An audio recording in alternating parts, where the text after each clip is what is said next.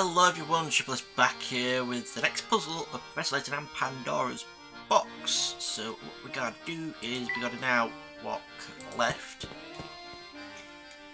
And we walk up. And then we go left and we must have visited the competition field, which I'm pretty sure I've probably done. And we look at the ready orangey sign that's got a bird on it to the left of the guy for a hint coin, and then we talk to the guy who's called Parcel. I never forget a face and I don't know any of yours. You must have come on the Monetisation Express. Since you're new in town, let me clue you in on a few key facts about Dropstone. I know you're interested, so don't act all bashful and reserved on my account.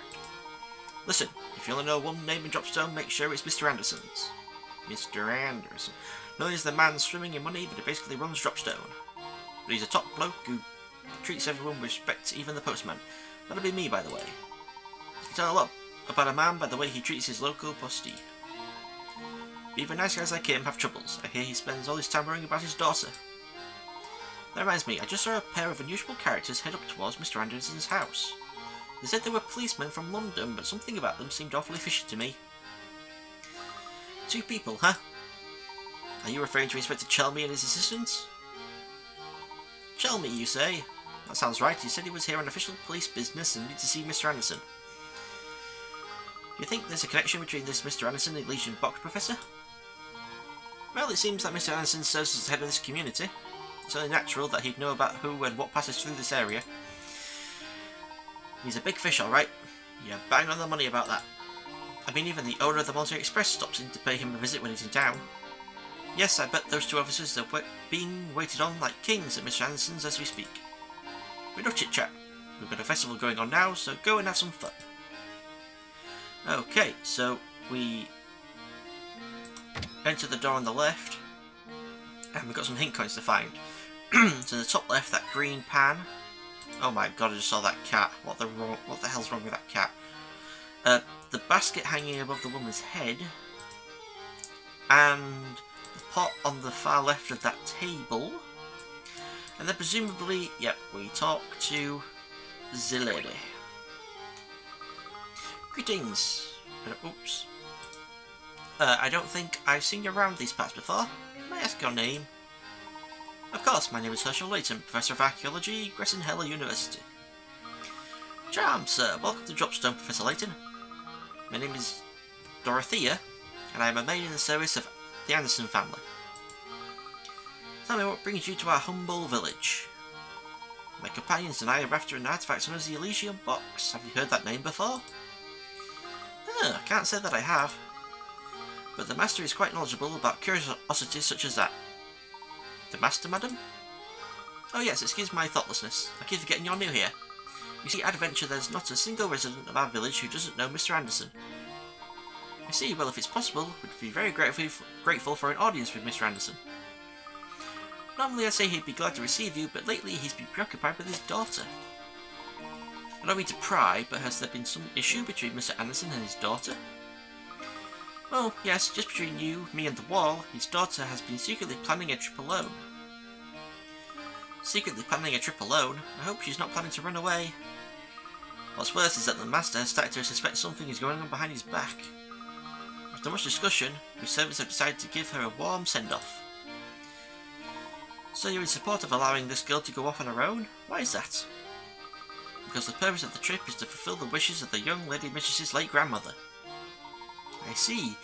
May I inquire as to what these wishes might have been? Well, I myself have only heard scraps of the story from other people, so I can't say much. But whatever the request, it's one that the young mistress seems to feel is extremely important. Oh, look at that. Here I am gossiping away with the supper to prepare. Please excuse me, Professor Layton. I need to get back to work. Oh, wait a second. Rats, she's gone. Is it just me, Professor, or does it sound like Mr. Anderson's daughter is planning to leave home? If she is, doesn't it seem strange to you that the family servants are cheering her on? Yes, very. Think about the consequences should Mr. Anderson find out what's been going on. The servants must have a truly solid reason if they resolve to keep a secret like this. What could it possibly be? I'm getting the feeling Dropstone isn't as ordinary as it looks. You're not the only one, Luke. With no speculation, let's go and explore more of the village. Okay, Professor.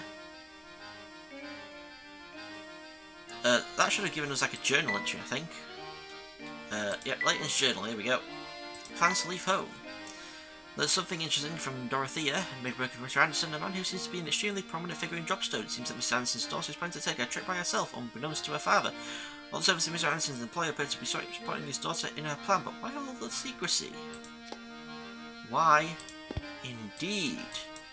And now we click on this very weird and disturbing looking cat on the left. This cat sculpture certainly is expressive. Yep, he's a cute one. Oh, if you like cats, Professor, I've got just a puzzle for you. Okay, puzzle 51. 20 out of 20 picker rats. One of the three pictures, A, B, or C, is the same picture as the black and white one displayed on the far left.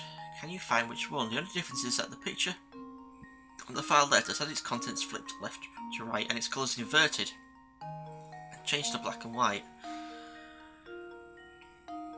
Okay, so the key twist in here is the inverted part. If it's inverted then change to black and white, it'd look the same.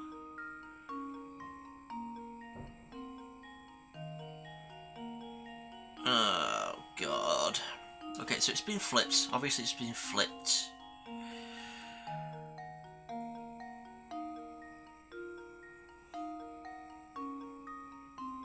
Oh god, flip left to right.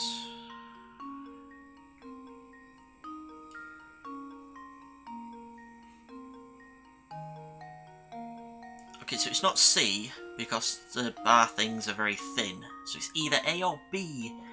But now I've just got to figure out which one. Just got to look at the differences between A and B.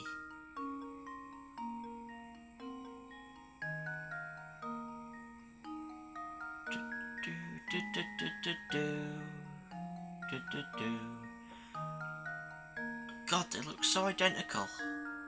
Am I missing something here? Because they look pretty identical to me.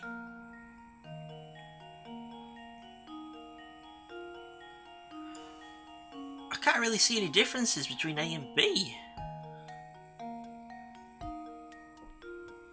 Unless I'm going insane.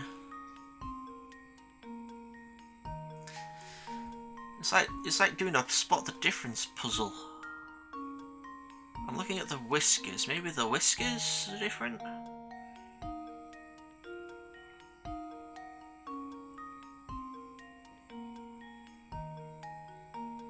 So it's just been flipped left to right, right?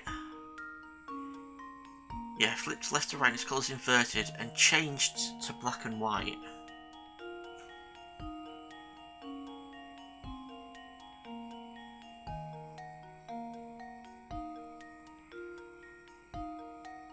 I honestly can't see any difference. I think I'm going mad. Because there should be a difference between A and B. Okay. I'm going to look at the hints. Comparing A, B or C with a picture of the far left is a lot of work and it can be hard to find differences, so why not forget about that black and white picture for a moment, just focus on finding the differences between pictures A, B and C. Well, I did that, because you can see C is not right. Okay, hint 2, don't forget to look at those lines in the background. Already did that. Eyebrows! Oh! There's the difference.